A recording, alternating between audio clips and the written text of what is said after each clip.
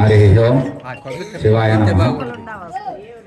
ఆది సర్వలోకాలకు ఆదర్శ దంపతులైన లక్ష్మీ శ్రీమన్నారాయణ మూర్తులకు శివపార్వతులకు అనేక సాష్టాంగ దండ ప్రణామములు నమస్సులు.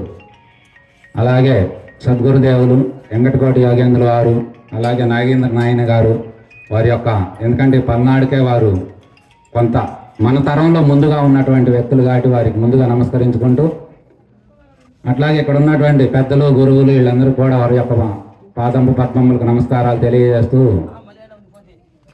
మరి ఎంతోమంది భూమి మీదే దేవతలుగా కొనియాడినటువంటి వాళ్ళల్లో మనం ఎక్కడో దేవతలు అంటే ఎక్కడో ఉన్నారనుకుంటాం.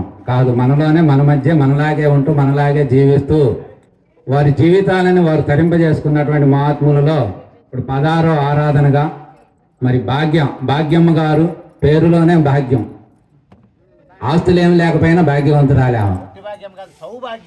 సౌభాగ్యం అసలు చూడండి, మళ్ళీ రెండు కలిపాం.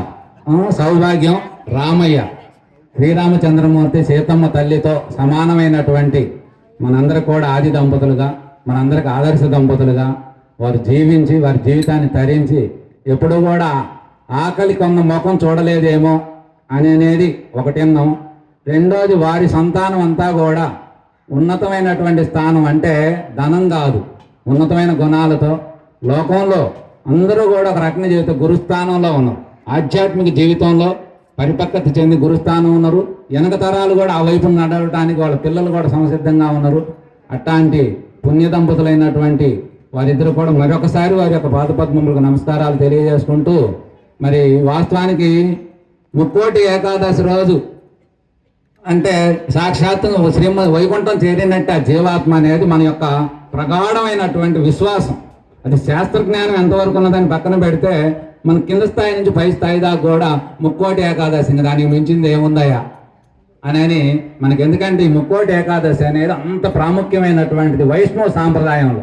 శివ సాంప్రదాయంలో మన కార్తీక మాసం మరి శాక్తేయం అంటే అమ్మవారి ఆరాధనలో దసరా నవరాత్రులు ఇట్లా మనకు అనేక రకమైన ఆరాధనల్లో ఉన్నాయి.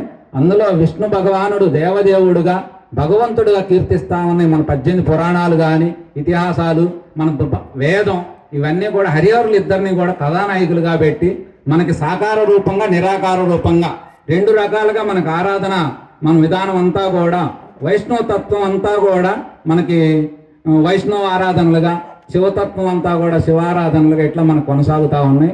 అందులో మరి ఈరోజు ముక్కోటి ఏకాదశి అంటే 4 నెలలు స్వామివారు యుద్ధం చేసి హాయిగా నిద్ర పట్టిందంట స్వామివారికి. నిద్రలో ఈరోజు మేల్కొంటుండు. ఏమిటి నిద్రపోవటం మేల్కోవటం ఏంటి మనలాగే అనిపిస్తుంది మనకి. కానీ ఆయన కూడా నిద్రపోయి ఈరోజు ఆయన మేల్కొనేసరికి దేవతలు మొత్తం ఆయన యొక్క దర్శనం కోసం బయలుదేరుతున్నారంట. అందరూ వారి వారి వాహనాల్లో, ఇప్పుడు మనం కనుక ఎవరో ఒక వాహనం ఎక్కి ఈ కొత్తపాలెం చేరినట్లుగా దేవతలు అంతా కూడా స్వామివారిని దర్శించడానికి వైకుంఠం చేరి ఆయన నిద్ర లేచేసరికి స్వామివారిని ఒకసారి దర్శించుకుందామని.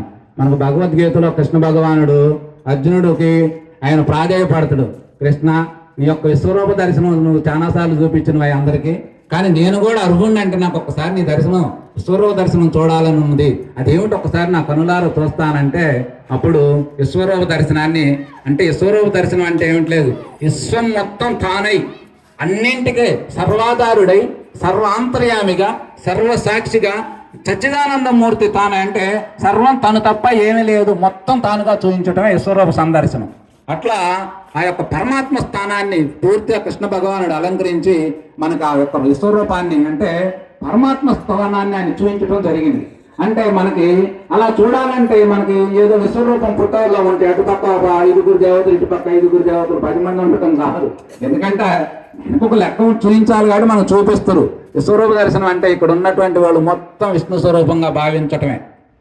అలా భావించేటువంటి రూపాన్ని దర్శింపజేస్తే ఆయన రూపానికి ఆ తేజస్సు, ఆ యొక్క ఒళ్ళంత పులకరింతల్లో ఆనందాన్ని ఎక్కువై తట్టుకోలేకపోయా నా వల్ల కావట్లేదు, మళ్ళీ నీ యథాస్థాన రూపాన్ని ఇవ్వమంటే ఇవ్వటం జరిగింది. అప్పుడు కృష్ణ భగవానుడు చెప్పిన మాట ఏమిటంటే, నీవు దర్శించిన ఈ రూపాన్ని దేవతలు ఋషులు అందరూ కూడా నిత్యం పరితపన చెందుతూ ఉంటారు ఆ రూపం, ఆ దర్శనం కోసం. కానీ అది అందరికీ సాధ్యపడదు. కానీ నీవు నాకు ఎప్పటి నుంచో ఉన్నటువంటి బంధం, మిత్రబంధం ఉన్నది, అందుకు నీవు నేను వేరు కాదు, ఒక సందర్భంలో వేరుగా ఉన్నట్టు కనపడతాం, అందుకోసమే నీకు ఈ దర్శనం ఇవ్వడం జరిగిందని చెప్పి శ్రీకృష్ణ కన్నయ్య మనకు చెప్పడం జరిగింది. అట్లా మనకి వచ్చేటువంటి మరి ఈ ముక్కోటి ఏకాదశి అనేది ఈరోజు స్వామివారు మేల్కొంటారు అంటే, నిద్ర అంటే ఏమిటి? మనం నిద్రపోతాం, కానీ మనం ధ్యానం చేస్తాం. ధ్యానంలో కూడా ఏం జరిగిద్ది? నిద్రే పోతాం. చూసే జనానికి ఏముంటుంది? ఒక భంగ్యంలో కూర్చున్నాం, శరీరానికి చలనం లేదు, కదలికలు లేవు, ఏం ఆలోచనలు లేవు, ఏం మాటలు లేవు, కానీ మౌనంగా ఉన్నాం. రెండు నేత్రాలు కూడా మూసాం, కానీ మౌనంగా ఉన్నా లోపల ఉన్నటువంటి మనోనేత్రం తెరవబడింది. నువ్వు ఖాళీగా లేవు, లోపల నీ ఇష్టం, లోపల ఉన్నటువంటి మొత్తం ఏం జరుగుతుంది అన్నింటికి నువ్వు చూస్తూనే ఉన్నావు సాక్షిగా. బయట ప్రపంచంలో ఏం జరుగుతుందో లోపల ఉన్నటువంటి ప్రపంచం మొత్తం నీకు దర్శిస్తూనే ఉంటావు. అలా దర్శించడమే మన ధ్యానంలో జరిగేటువంటి ప్రక్రియ. ఆ ప్రక్రియలో ఉన్నట్టుగానే స్వామి మనకు చూసే